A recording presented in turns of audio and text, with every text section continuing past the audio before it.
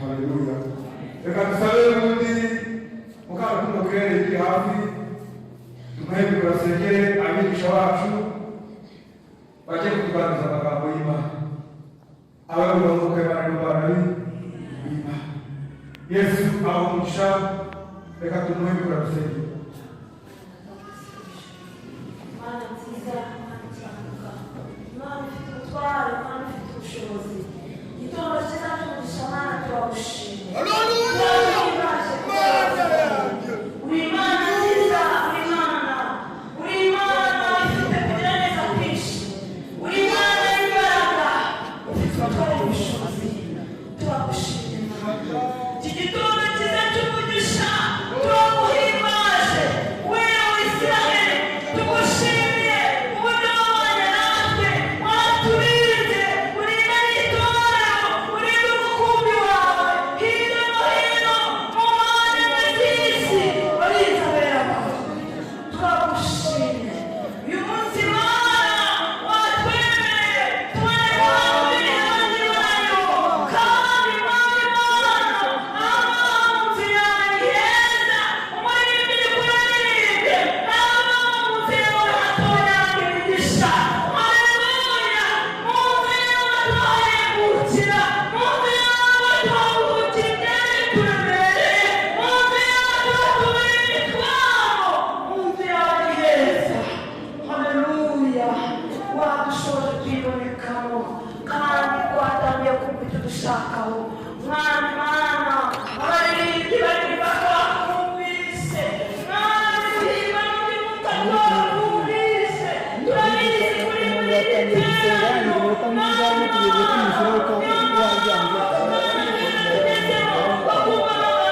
biba ngombwa ko kwambura telefoni yarafite yatumbira gushyikiriza turabasengeye baje neza ntabariwe Uwiteka Imana, ahubwo izina ryawe rihabwe icyubahiro. Hagarare Mwami wivugire, urangurure muri we, ukorere muri we, ahinduke igitero cyo kugezwa mu ibyawe. Mu izina rya Yesu Kristo uhagarare nawe Uwiteka Imana, ntiyongere kandi ntagabanye, kuko ari wowe ufite imitima yacu ishaka. Haleluya. Umushumba wacu nawe ari we, nawe turamusengeye mu izina rya Yesu Kristo, ubane nawe, akubere imikono, urangurure. Mwami Mana umugirire neza, mushingishe ibirenge akomeye, avuga abwirijwe nawe, ijuru ry'urukira nawe. Mwami Mana nyir'ubutware, Uwiteka Imana, kuko ari wowe uzimya imitima yacu ishaka, ni wowe uzirinda imitima yacu. Mwami mutware, turakwinginze kugira ngo umugirire neza, kugira ngo amagambo yawe agire umumaro mu mitima yacu. Mu izina rya Yesu Kristo, uyu mwanya tugezemo turabizi shitani ntajya wishimira, arakorakoranya ingabo ze kugira ngo atubuze umumaro. Twirukanye iyo myuka mibi mu izina rya Yesu Kristo, twirukanye imikorere y'abadayimoni mu izina rya Yesu. Abadayimoni barizabana turabirukanye mu izina rya Yesu. Abadayimoni bateza ibitotsi turabirukanye mu izina rya Yesu Kristo wa Nazareti. Twirukanye abadayimoni barangaza mu izina rya Yesu. Inama z'abadayimoni turazishenye mu izina rya Yesu Kristo wa Nazareti. Dufashe imigambi ya cyakura katika jina la Yesu. Twirukanye imyuka mibi, doka kwa jina la Yesu. Twirukanye imyuka mibi, imikorere y'abadayimoni mu izina rya Yesu Kristo. Imigambi bagambiriye ku Iteraniro tuyiburijemo mu izina rya Yesu w'Abagorogota. Turaritse umwuka wera w'Imana, uwera wa Isiraheli, sobanura natwe Mwami Mana, kugira ngo uyu mwanya utubere umugisha, uyu mwanya tubere umugiciro mu maso hawe, uyu mwanya tugaburire, uyu mwanya tuvomerere mu izina rya Yesu Kristo. Ibibindi byacu byuzuze. Haleluya. Urakoze kuri Mana yumva gusenga, baho bana natwe tugirire neza, bana bato bagere mu nyigisho zabo, ugendane nabo Mwami, fasha abigisha babo mu izina rya Yesu, babaye baniza bakwiriye kunyuramo wewe Israeli nyabora ku ngoma ubane nabo mu kanya kawe bagiyemo Uwiteka Imana kandi natwe usigarane natwe kuri Imana ibera uzitarime ishimwe guhimbaza no gupfukamirwa ibi by'Imana yacu mu izina rya Yesu amen. Haleluya. Dushima Imana tugiriye neza ikabiduhaye uyu munsi.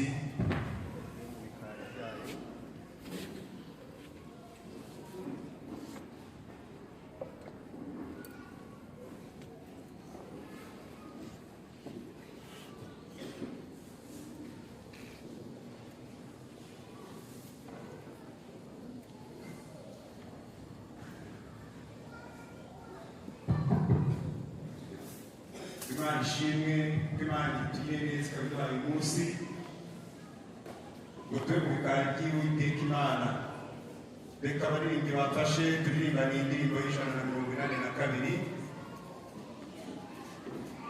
mu gihe abana bari kujya mu nyigisho zabo n'abandi bari gusohoka gukemura ibibazo bike kugira ngo bagaruke kubera ko turi kumara umwanya utari mutoya twicaye. Yesu abaha umugisha abaririmbyi tuzamuye indirimbo y'182.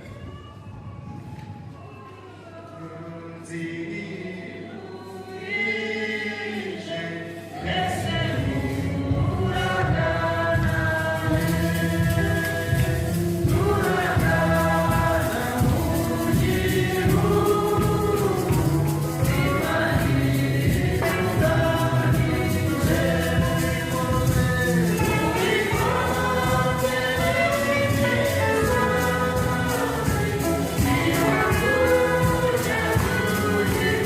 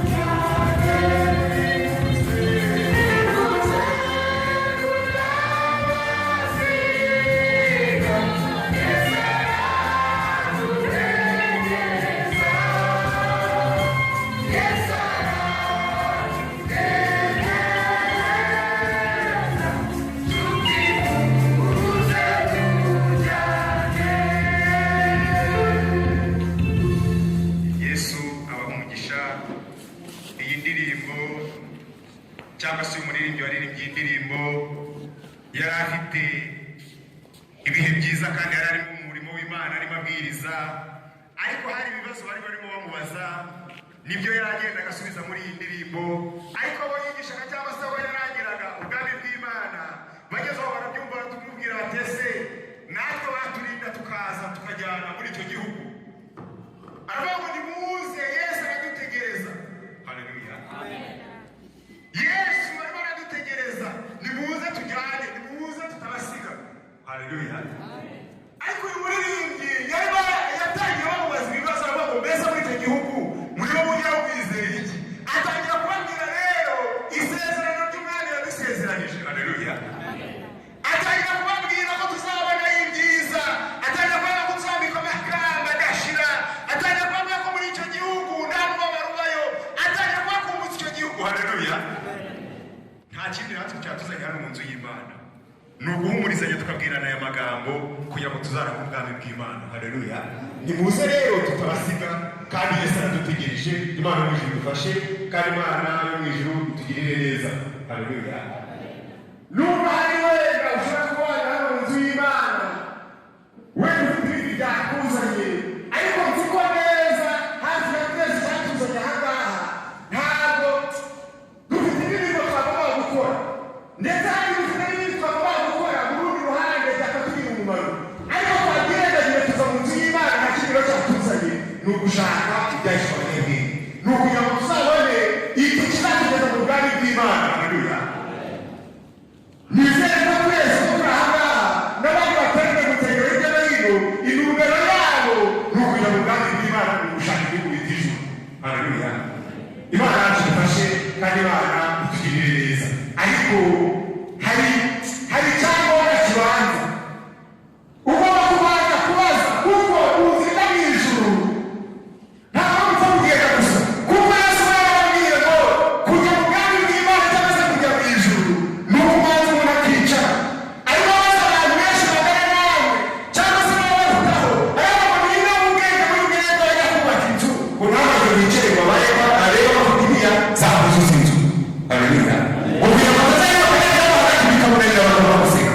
No kujya mu ijuru rero ni ukubanza kubitekerezaho neza. Niyo mpamvu abagabo bose muririmbyi bararirimba, abaho mbese muri icyo gihugu wizeye iki? Mbese muri icyo gihugu bizaba bimeze bite? Haleluya. Atangira rero kubabwira iby'ubwami bw'Imana, atangira kubabwira ibyiza byabyo, atangira kubabwira ko mu ijuru ntabwo bazabayo kandi uzabika amakamba, kandi mu ijuru ni igihugu cyiza tutazabamo uburwayi. Haleluya. Abagizi b'Imana bakigiriye icyo gihugu bazaba batashye cyangwa se ubundi ushaka kwigenda rero kubaha ikaze uzamusuhurize abagenzi bari bandikwe muri iyi nzira. Haleluya. Kuko muri iyi nzira ntabwo tuba aba mbere rero tuba turi abantu. Haleluya. Imbere yacu hari abagenzi batubanjirije kandi baba bari kugendana nabo, bari bakiri inyuma. Haleluya. Imana yo mu ijuru idufashe kandi Imana itugirire neza. Katuganira amagambo y'Imana. Yesu abahumurisha.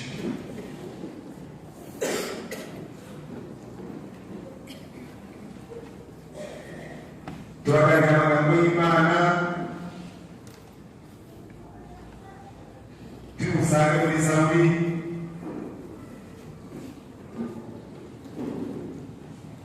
Zaburi ya 28, Zaburi ya Dawidi. Turahera ku murongo wa 2 tumanuke hepfo. Cyariza umutwi, cyariza ugutwi ijwi ryo kwinginga kwanjye, uko mutakiye, uko manitse amaboko nyerekeje ahera urusengero rwawe. Ntuburire hamwe n'abanyabyaha n'inkozi z'ibibi bavugana iby'amahoro na bagenzi babo, ariko igomwa rikaba mu mitima yabo. Ubareba ibikwiriye imirimo yabo, ibikwiriye guca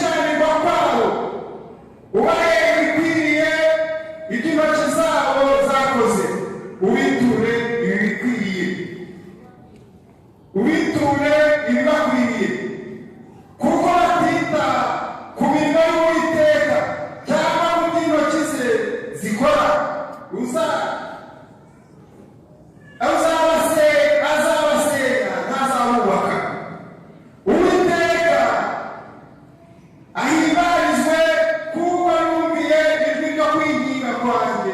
Uwiteka niwe mbaraga zanjye n'ingabo inkingira. Umutima wanjye ujye umwiringira ntugaha. Dusubiremo. Uwiteka niwe mbaraga zanjye n'ingabo inkingira. Umutima wanjye ujye umwiringira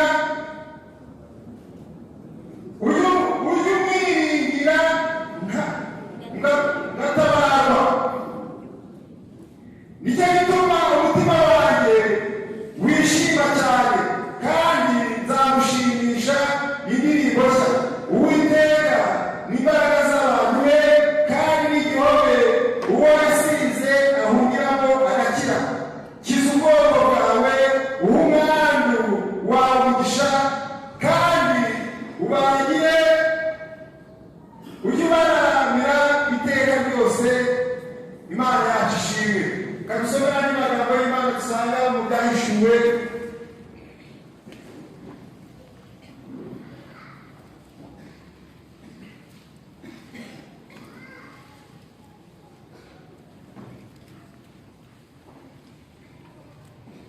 mu gitabo cyahishuriwe Yohana, byahishuriwe Yohana ibice bibiri.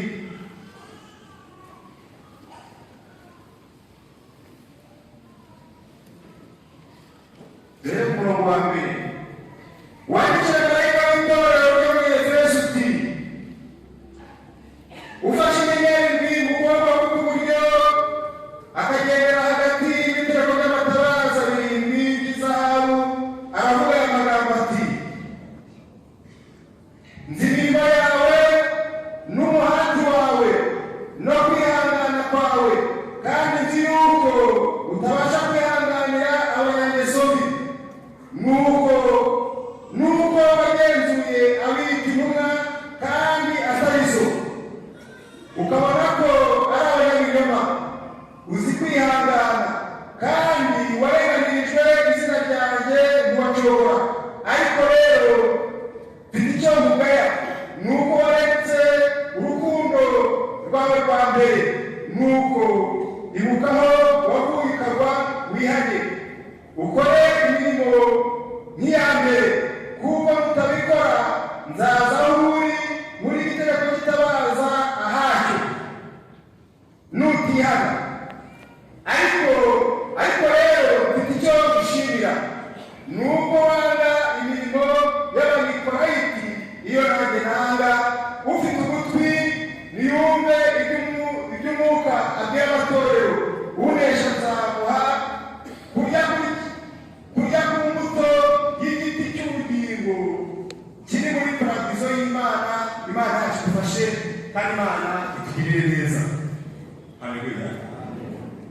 Ni amagambo menshi Imana dusomye, ariko turaganira mu mwanya mutoya. Numva intego yanjye mfite kuri aya magambo turi buganire ni intego ivuga ngo urukundo. Haleluya. Aya magambo dusoma mu Byahishuwe ni amagambo y'Imana yanditswe n'umukozi w'Imana wita Yohana. Mu byo yahishuwe ku kigo cy'Ipatimo ahabwa ubutumwa bw'abatorero byo muri Aziya. Iri torero ryo muri Efeso ryari itorero Pawulo n'ubundi yari aribereye umuyobozi, cyangwa se yajyaga abana naryo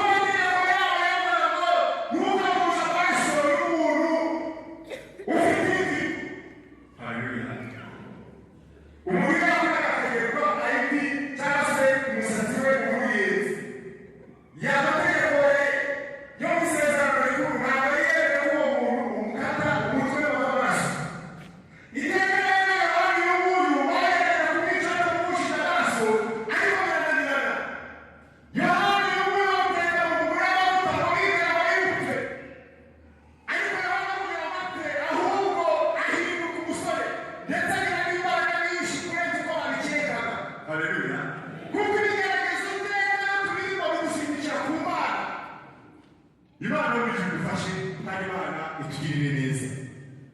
Yohana rero arimo yishyurirwa ubutumwa yari ku kigo cy'ipatimo babuze uburyo bamugenza, babuze uburyo bamwisha, baravuga ati umuntu dutetse amavuta agapfa kandi tuzashaka kumutera ibibazo tumupfusha amaraso n'amategeko yacu, turabigenza turavuga ati Yohana tugenda tumujugunye ku kigo cy'ipatimo, iyo abasazi izamurirayo cyangwa se wenda hari ibi abasazi yaho azamurya pe, ariko kubera ko Yohana ari mu murimo w'Imana, haleluya, naho babona byacitse bakabona birakomeye, ariko umurimo w'Imana ugikomeje, haleluya.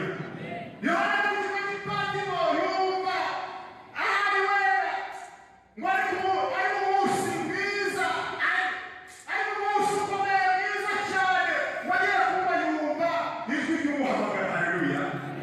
Baba ngo Yohana witinya, nuko bakuvuye ko nzi ko ibyawe birangiye, ariko umurimo w'Imana uracyakomeje, haleluya.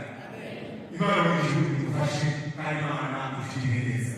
Yohana ahabwa ubutumwa bw'amatorero arindwi. Dusomye rero ubutumwa yahawe n'itorero ryo mu Efeso, abahawe imirimo yawe, haleluya. Nzi imirimo yawe, nzi kwihangana kwawe, nzi ko uzi no kugenzura, yewe yose ndabizi, ariko rero hari icyo mugaya, haleluya. Imana idufashe, Imana itutureba, ikareba kwihangana kwawe, ikareba kunesha kwawe, ikareba kugenzura kwawe, ariko ikareba nanone umuti igasanga hari icyo wabuze cy'ingenzi, haleluya. Irabaha icyo mubwira, nuko ari urukundo rwawe rwa mbere, nuko rero wihane, wisuzume, urebe, utungereze n'ahantu wavuye, urebe aho wagwiriye maze wihane, haleluya. Kuko nutihana uzaza nk'uri igitego kitabaza ahandi, ariko wowe nubwo bimeze gutyo, nubwo bimeze gutyo, hakaba hari icyo wibagiwe cy'ingenzi, hari n'icyo gushimira, haleluya. Nuko wajya imirimo y'Abakorinto iyo nanjye nanga, Imana y'ijuru idufashe kandi Imana itugirire neza. Imirimo y'Abakorinto Uwiteka Imana arayanga, Imana y'ijuru idufashe kandi Imana itugirire neza. Abo bantu bitaga Abakorinto bari abantu b'Imana, ariko bari baravuye mu nzu y'Imana, cyangwa se baravuye mu buntu bw'Imana bajya gushinga, cyangwa se bajya gushinga bizinesi zabo, ariko bazishingira bashinga bibwira ko bari mu murimo w'Imana, ariko bafite icyabajyanye. Abana nuko rero nubwo bimeze gutyo, ukaba nta rukundo ufite, ukaba warabwibagiwe, ariko hari icyo gushimira uyu munsi. Nuba hari wenda wavuye, ukaba uzi kugenzura, ukaba uzi no kureba neza, ukagenzura abantu ukabamenya, ukabona abantu bihitirwa ukabagenzura ukabareba, ugasanga koko ntabwo binyoma mu minsi y'imbere ukayiringiye, ukaba uzi kubagenzura ukabareba neza. Ibyo ngibyo urabizi rwose uzi kubigenzura, kandi uzi kwihangana, ndetse warenganijwe n'izina ryanjye ntiwacogora, ariko hari icyo kugaye, ni uko wagize urukundo rwawe rwa mbere. Imana y'ijuru kandi Imana itugirire neza. Yewe ukora umurimo w'Imana, yewe ukaririmba, yewe ukora imirimo yose, ariko hari icyo Uwiteka Imana iri kukugaya. Imana y'ijuru idufashe kandi Imana itugirire neza. Dusanga amagambo y'Imana muri Zaburi ya 28 yanditswe, cyangwa se izi ndirimbo, cyangwa se iki ni igitabo cyagiye cyandikwa n'umukozi w'Imana Dawidi, twavugamo mu gitabo, cyangwa se ni Zaburi ya Dawidi. Dawidi rero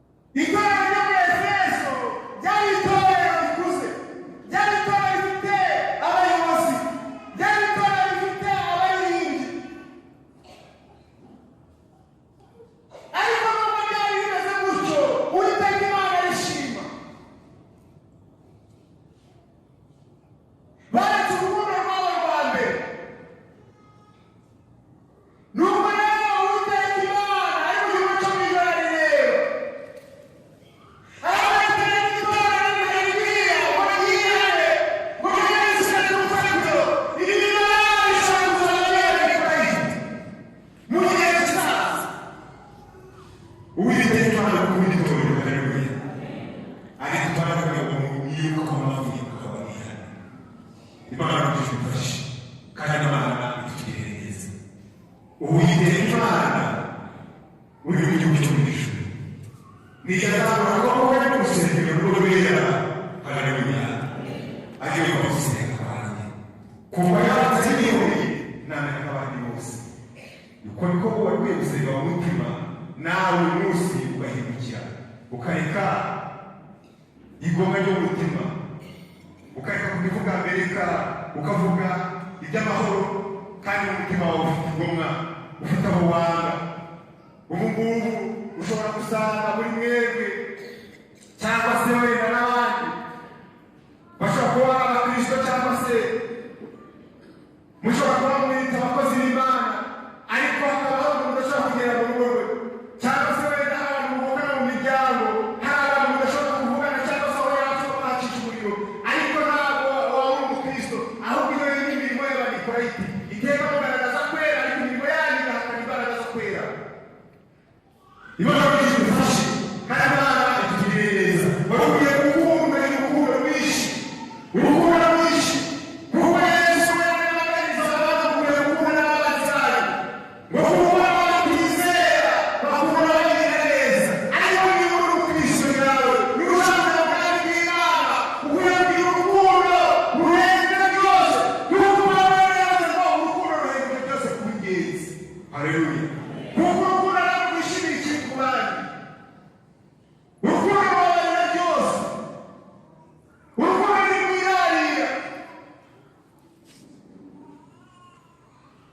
Haleluya. Imana idufashe kandi Imana itugirire neza. Wari ukwiye gusuzuma, wari ukwiye kwigenzura, wari ukwiye kwisubiramo. Haleluya. Ijambo bita kwisubiramo ni ijambo ritandukanye no kwisubiramo. Kwisubiramo no kwisubiramo ni ibintu bitandukanye. Ukisubiramo wowe mu bukristo bwawe, mbese uko wahabwa wowe niko kimeze, mbese uko waba ufite ukigera mu nzu y'Imana, ugihamagarwa, ukigera mu murimo w'Imana, kugeza uyu munsi nibwo ugifite, cyangwa ibikombe n'imisozi ducaho tugiye ubwami ibyo byagiye kunamura. Imana idufashe kandi Imana itugirire neza. Wari ukwiye kuba maso ukarinda. Imana idufashe kandi Imana itugirire neza. Ufite ugutwi yumva icyo ukabwira amatorero. Imana idufashe ukadusengera umwigisha wacu ye ntakimuraga Yesu abamugisha. Imana data twese uri mu ijuru turagushimye Mana, turaguhimbaje, tugushimira imirimo yawe myiza ukorera mu nzu yawe Mana. Kugeza n'uyu munsi turaca mu kuboko kwawe gukomeye. Niyo mpamvu Uwiteka Imana n'Imana amatwi yasohoye mu matwi yacu, Mwana wacu amatwi cyangwa se iri jambo risohoye mu matwi yacu. Niyo mpamvu twiyita kugira ngo iri jambo rizeke kugira ibituma n'abanyumvise kugira ngo bakuze bageze ku rugero rushyitse kugira ngo bazageze mu gihugu. Urakoze Mana ko kuza kwiririnda, fasha gushima abagabo